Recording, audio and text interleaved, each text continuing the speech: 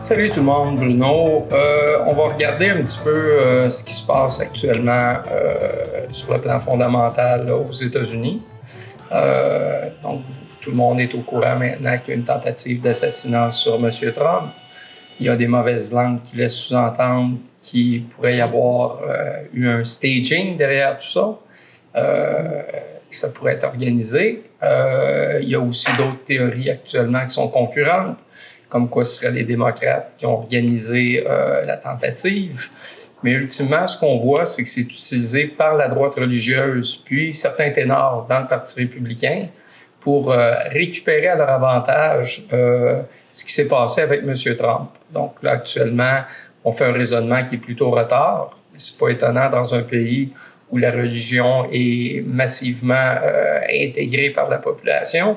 Donc, ce qu'on dit actuellement, c'est que M. Trump a évité la balle et que ça serait à dessein, dans le sens où Jésus lui-même serait venu à son aide et puis ben, ça fait de lui maintenant un guide suprême, quelqu'un qui est sauvé des eaux et qui maintenant va guider le beau peuple dans les pâturages verdoyants.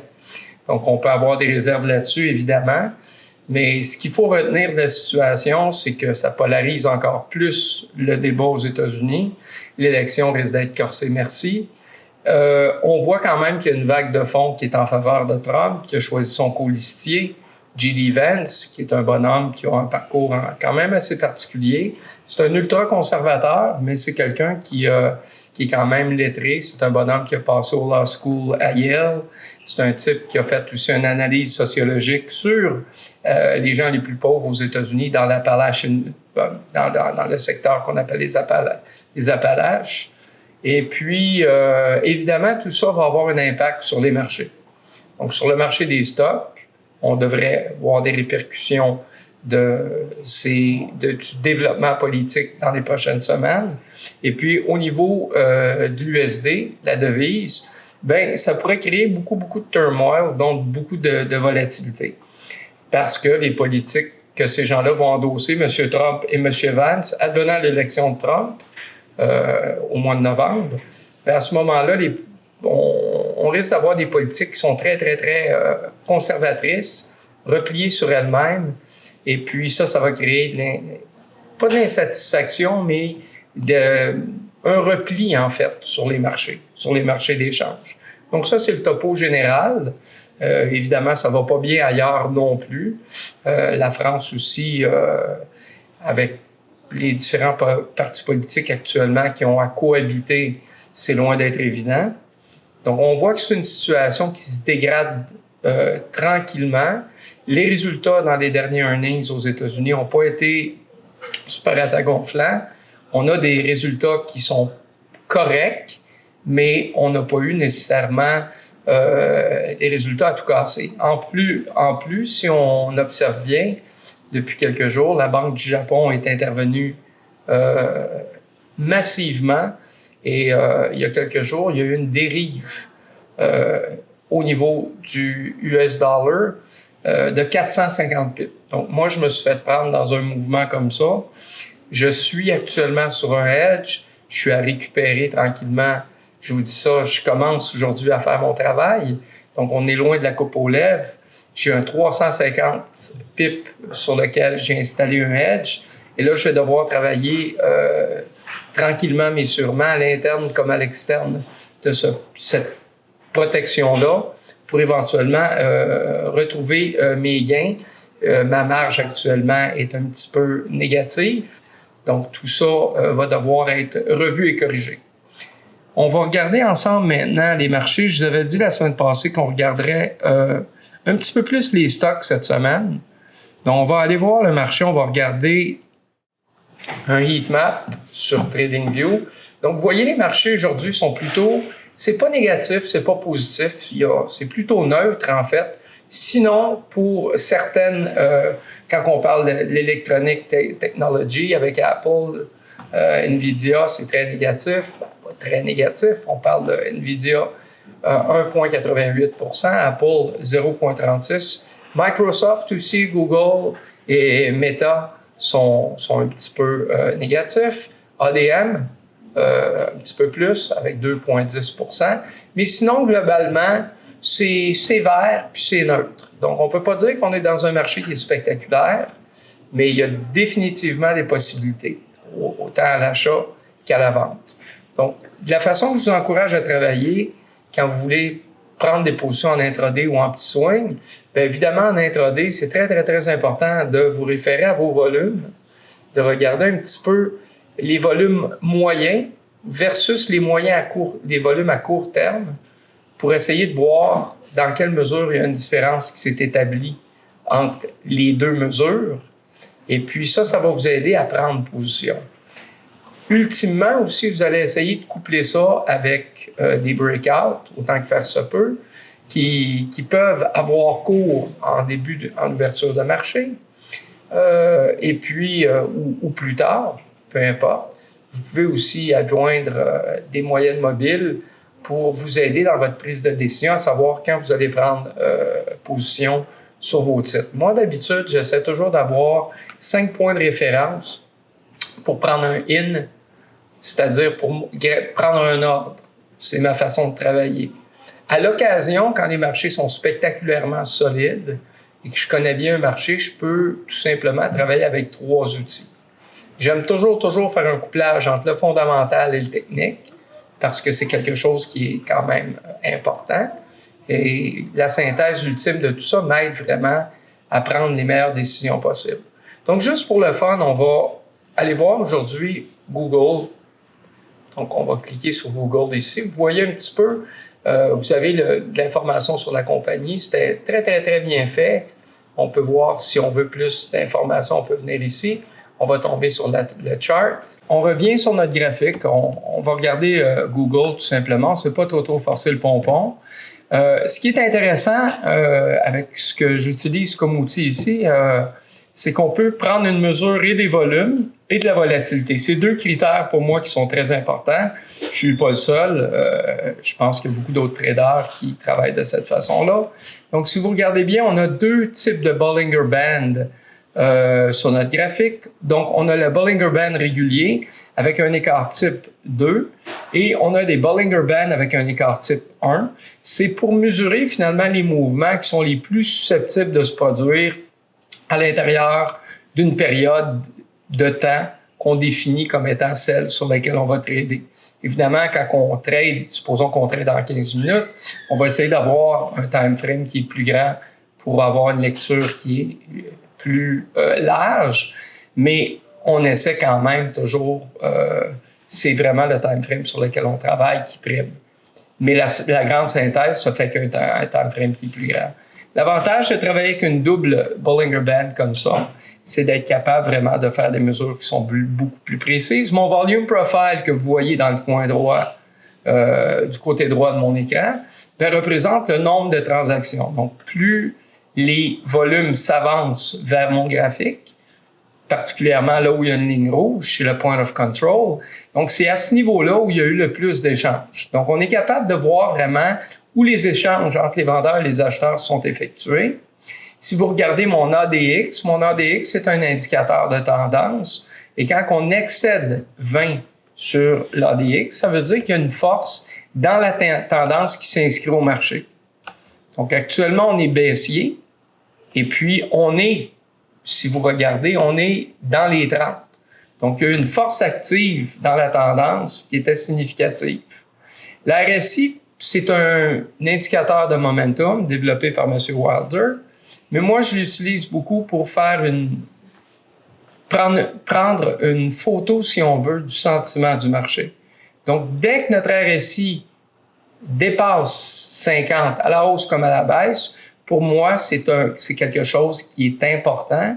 Et quand on est dans les niveaux extrêmes, c'est-à-dire le 30 et le 70, c'est un indicateur, quand il y a un renversement à ce niveau-là, comme quoi il pourrait éventuellement y avoir un renversement. Donc, si vous regardez ici, là, pour parler français et être plus clair avec vous, donc, il y a eu ici une espèce de renversement sur cette espèce de pointillé-là qui représente, si on avait été en haut de ça, ça représente, c'est comme si on était en surachat. Donc, au moment où on a retourné ici, sous ce niveau-là, on a à peu près à ce niveau-là aussi brisé cette zone de prix-là ici, qui était une espèce de support naturel. Et si vous regardez les Bollinger Bands, c'est pas moi qui le dis, c'est M. Bollinger lui-même, les Bollinger Bands, quand on peut faire une observation avec elles des volatilités, on voit ici qu'il y a une contraction des volatilités, ce que M. Bollinger appelle le squeeze, et après ça, boum, il y a eu l'espèce d'extension ici, une grosse chandelle rouge, et on est sorti en fait de la dernière bande vers le bas, qui est la bande couleur verte.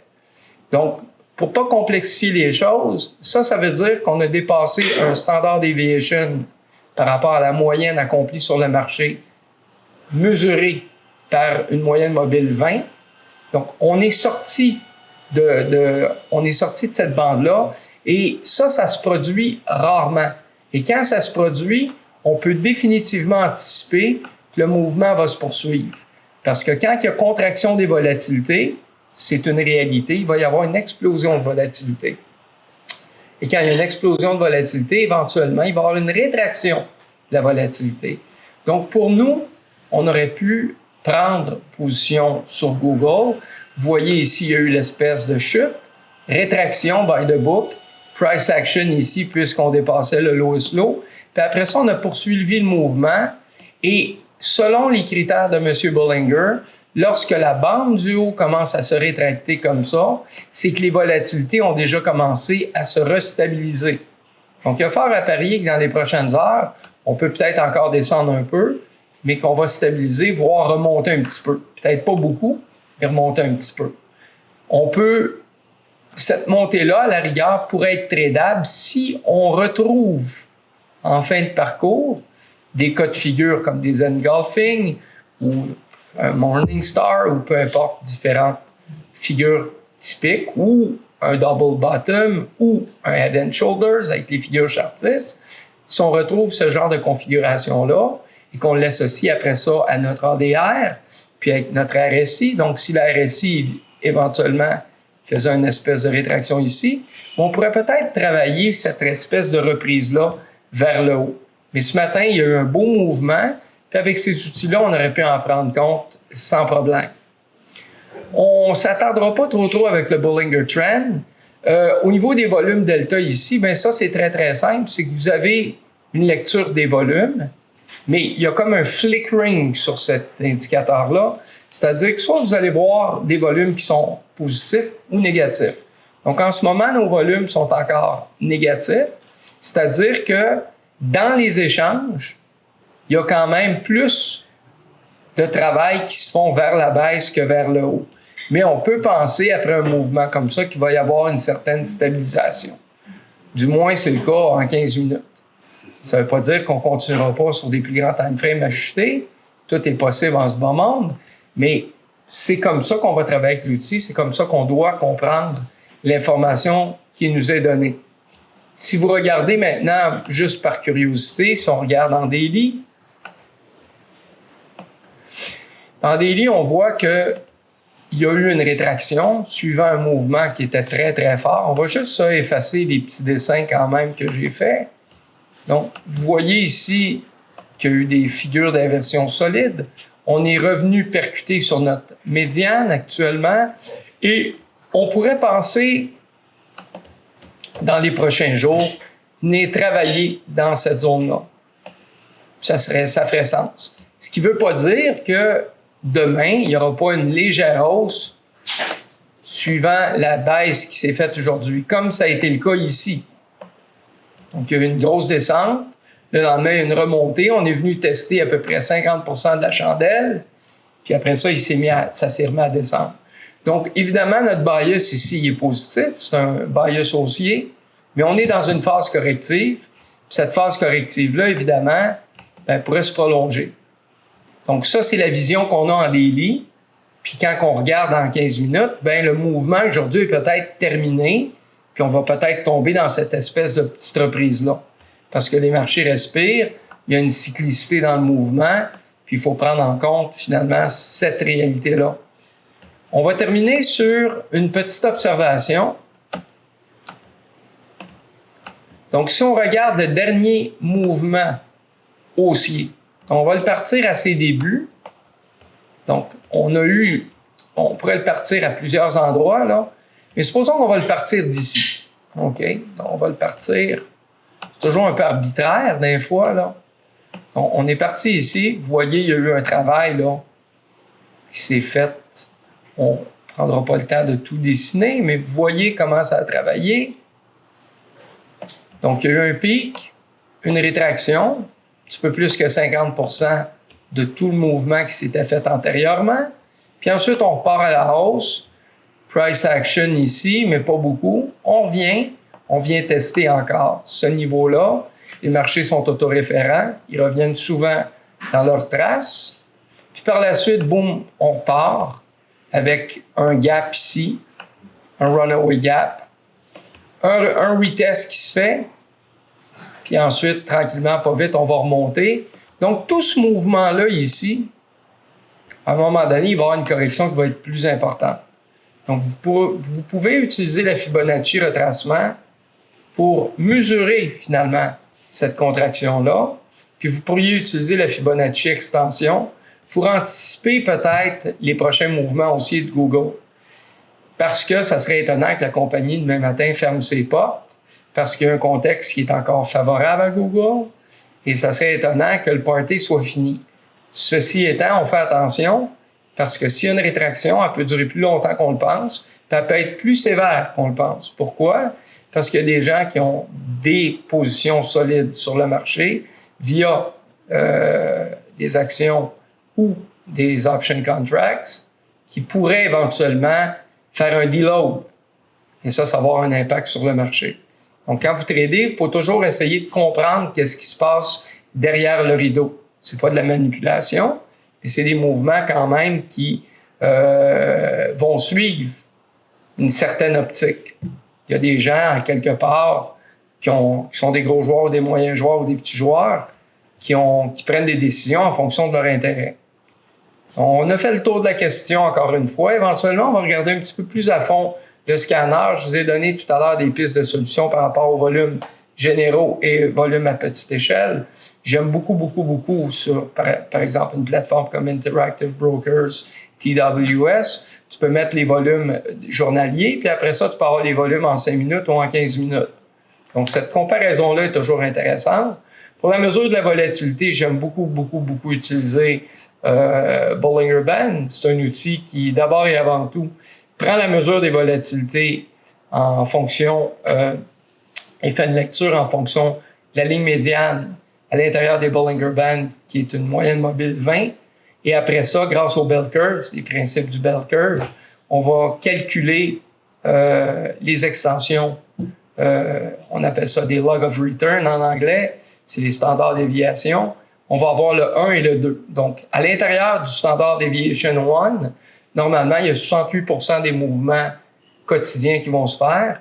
Et à l'intérieur de la zone 2, on va retrouver presque 85% de tous les mouvements. Donc, quand on sort de ces bandes-là, c'est qu'on est déjà dans une explosion de volatilité qui est inhabituelle. Pour prendre une analogie, on pourrait penser à une averse qui est intense.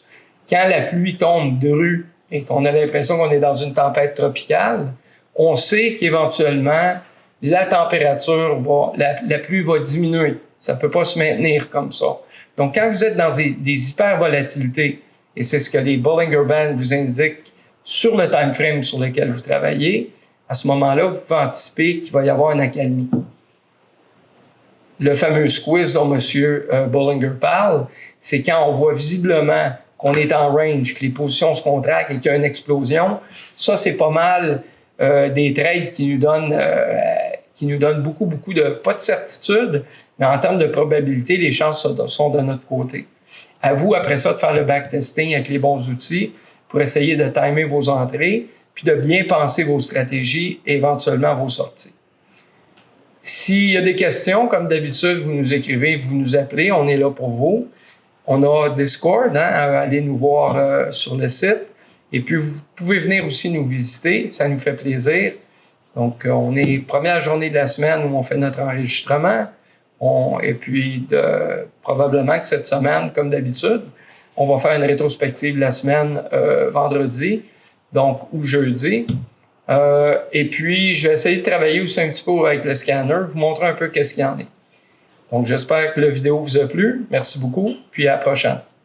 Merci d'être avec nous pour nos analyses hebdomadaires sur YouTube. Si vous aimez le contenu, faites-nous un thumbs up, parlez-en à vos amis. On est aussi présentement sur Discord, c'est gratuit et on offre des analyses beaucoup plus poussées. On espère de vous revoir.